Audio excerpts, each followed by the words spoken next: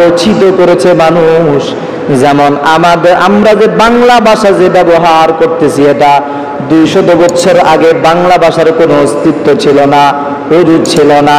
এর আগে খিচুড়ি ভাষা ছিল, কেউ উর্দু ভাষা ব্যবহার করত, আর কেউ ইংরেজি ভাষা ব্যবহার করত।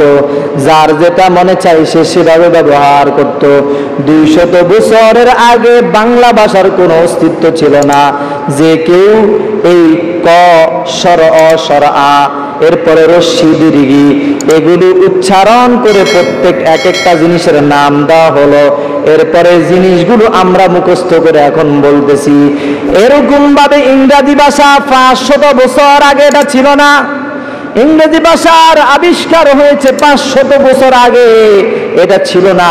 কিন্তু এই ইংরেজি ভাষা যে এখন আছে, এটার অস্তিত্ব আগে কিন্তু ছিল না। এরপরে হিন্দি ভাষা, উর্দু ভাষা, এটাও কিন্তু আগে ছিল না। এগুলোর আবিষ্কার হয়েছে পৃথিবীতে।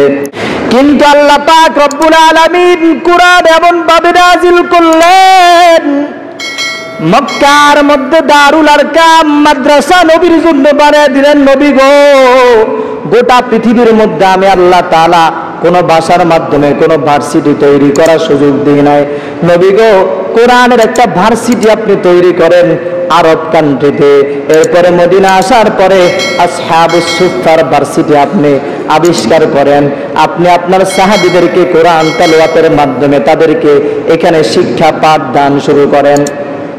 আল্লাহর নবী বলেন, মান ক্বরাআল কুরআনা ফাস্তাযহারাহু ফাআহাল্লা হালালাহু ওয়া হাররামা হারামাহু আদখালাহুল্লাহুল জান্নাহ।